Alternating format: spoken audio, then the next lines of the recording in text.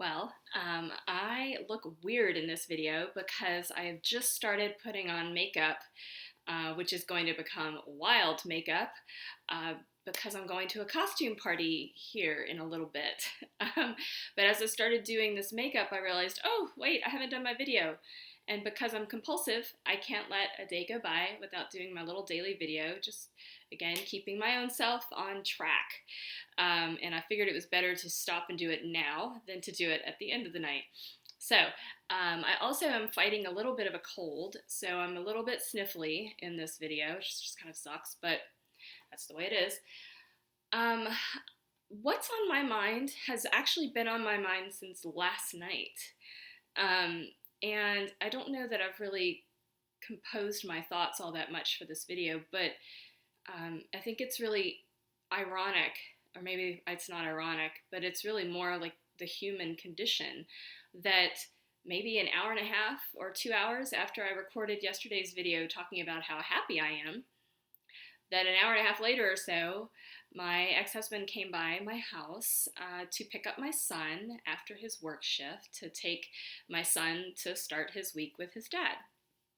And just that one little interchange, that moment in time, I could feel myself when I closed the door. I felt myself getting wistful. That's the word that just comes to my mind regularly lately. I closed the door and just in that moment felt just that tinge of sadness and loss again. And literally everybody who knows me, including my ex-husband, knows that I will always have feelings for him. Always. And I think that maybe that's not common when people get divorced. I think in my experience, there's a big spectrum. Some folks feel indifferent. Some folks are just wound up in a lot of anger and resentment.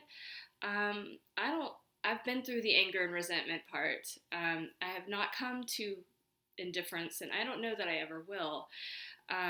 So I definitely have a lot of complicated feelings inside of me as it relates to him. And, some people who don't know me might say, after hearing me say that, oh, well, why did you get a divorce? Maybe that wasn't the right thing to do. Well, there was no other choice but to get a divorce is the only way I can look at that. So, that said, because my feelings where he's concerned are complex, my emotional state after he left and my son left with him was different suddenly than it was when I recorded the video earlier that evening. And I think that the thoughts that I had after that were that those two things don't cancel each other out. It's so important for anybody going through a hard time to remember that it's not linear, and I can be both simultaneously happy in my life and also feel grief and sadness and longing and all those things. And that's just how it goes. And I think that when people come into my office, and obviously friends and whoever else, sometimes they panic when they feel these sadness come along, or they say that maybe that means something different than, perhaps they make it into like a big thing. And it really is just a situation where we're going to feel all the things sometimes. And, I went to sleep last night feeling that way. And I woke up today just as I knew I would, feeling pretty good. And so a lot of things always, what am I trying to say? A lot of times it's just really important for us to just sit with the discomfort. I've had a lot of, I've done a lot of reading around kind of Buddhist philosophy around dark times, which I've referenced in these previous videos, that a lot of what is taught is just that suffering is a part of life. Sadness and longing is a part of life, just as much as happiness and joy are a part of life. And I think that a lot of people spend a lot of effort trying to tamp down the sadness or to tamp down the, kind of darker feelings, where I think what I've tried to do is just sit with them and accept them. And if I really need to feel them, let myself feel them. And know that, I was happy 2 hours before, I'll be happy again. Just as when I'm happy, I know that I will have some sadness again. And that sounds so simple and basic, but a lot of us really struggle with that. And so that's what's on my mind, is just that things can change. Our feelings change. And I had a happy day today. I had a great day. I have this cold. I don't feel all that well, but I'm going to a costume party tonight. And it's a party that's kind of locally famous or infamous. And I've never been. I've lived here 22 years or however long, and I've never been. So I'm excited to try something new. And to get costumed up after I stop this video. So that's where my thoughts are. I'm just kind of going with the flow of my emotional state and not reacting too much to it. So those are my thoughts. The song I'm going to add to my playlist is actually in honor of these thoughts, because this is a song that my ex-husband shared with me not too long ago, actually. And it's beautiful, and it's by an artist named Becca Mancari, and apparently she's gotten a lot of press lately. She's been doing some cool shit the last couple of years and working with a lot of great artists. And I'd heard her before, but I hadn't heard this song. And the name of the song is Golden, and it's just one of those songs about letting love go and still loving that person and still seeing them in the light that you sometimes saw them in before. And it's just a sweet song. And so I'm going to put that on my playlists tonight, or maybe tomorrow morning, since I'm not all that, I don't have a whole lot of time. But speaking of time, I'm actually going to take some time. So anybody actually watching this may want to just hang up, because I'm going to do an exercise that's called a container exercise. And I said a couple videos ago that I've been thinking about trauma a lot lately. And this is an exercise that is good for people who have to revisit really difficult thoughts, traumatic memories, or people who are struggling with breaking out of a thought in the moment that's bothering them. And so this is an exercise that is often used with people who are trying to work through traumatic memories. And I love this exercise. And just like all the others, I am going to eventually do full-blown meditation videos just to kind of make them really, to give them their due. This one is typically done a lot longer than I'm going to do. I'm going to do a really brief demonstration of what a container exercise is. And if anybody happens to watch this, and you can take this tiny little snippet of a container exercise and build it yourself. And again, my goal is at some point to do longer meditation videos that are strictly those, but I hadn't gotten there yet. But a container exercise is really a guided imagery exercise. So I'm going to stop moving, and I'm going to ground my feet. And this is what I would ask someone in my office when I'm demonstrating this or doing this with them, to, just like we do with every exercise, feel the chair underneath your body or the couch. This is one you can do sitting. It can be done laying down, but it might be a little distracting, frankly, to be laying down for this.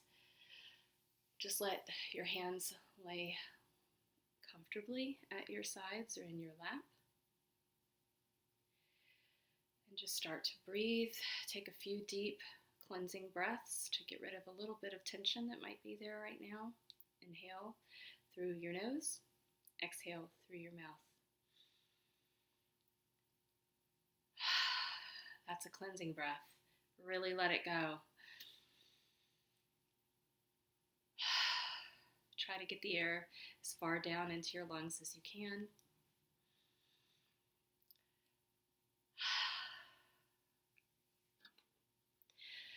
I'm going to practice a container exercise, which is a way to take a thought or a memory that is persistently bothering you right in this moment and put it away. And in order to do that, we're going to use a visualization. As you sit with your eyes closed, if you're comfortable doing that, or You can soften your gaze. But if you're able to close your eyes, it might help you to do this visualization. The first thing I want you to do is identify a thought that's persistently bothering you. Somebody watching this video may not have one right now, but I'd like you to see if you can just grab onto one thing, and let's practice this. Maybe the thought is about, I'm cold right now.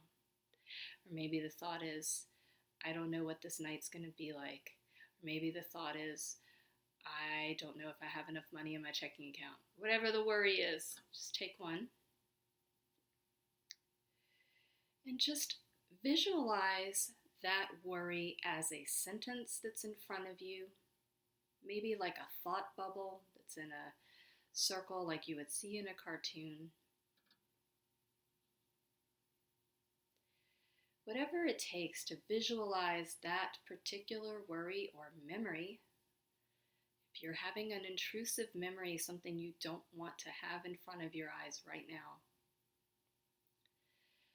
I'd like you to visualize it, again, as a sentence or a thought bubble.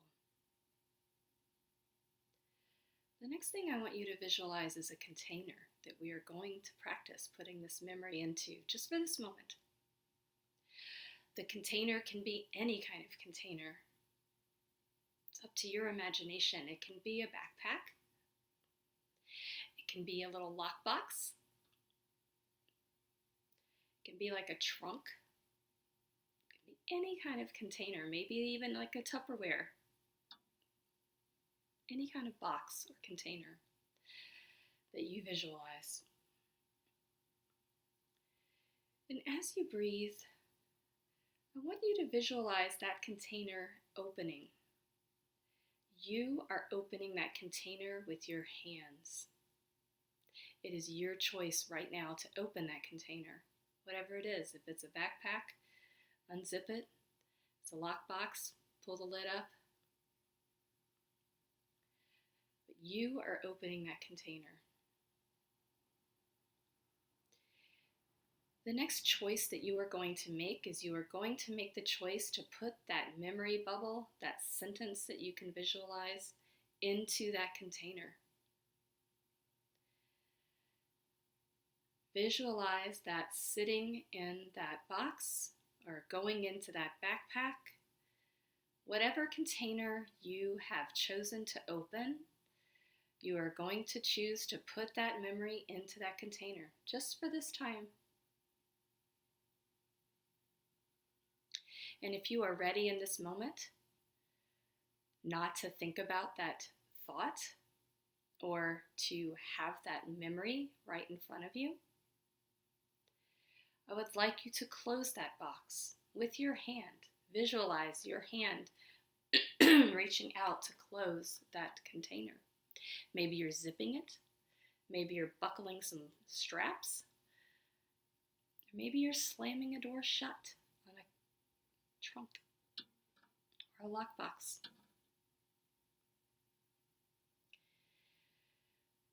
If you would like to take that container and put it on a bookshelf or slide it under something where it's not visible to you, you have the ability to do so right now.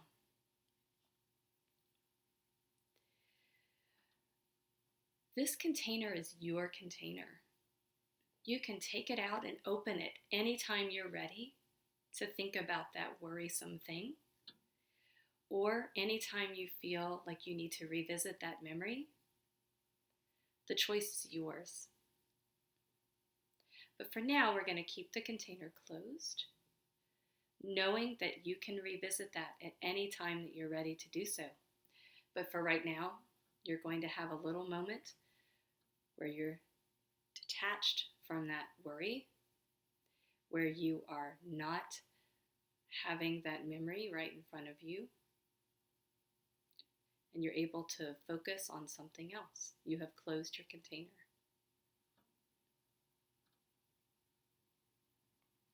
So this exercise is very quick. That was a very quick rendition of what we do when we do a container exercise. Um, those kind of guided imagery exercises can be very powerful. They do take some time, but once somebody has learned how to do that, that can be a really, really effective mind-body technique to put, again, a traumatic memory, something that is pestering your thoughts in this moment. It's just good practice. It's also very empowering. So, in any case, I will add Becca's song called Golden into my playlists and get my makeup on.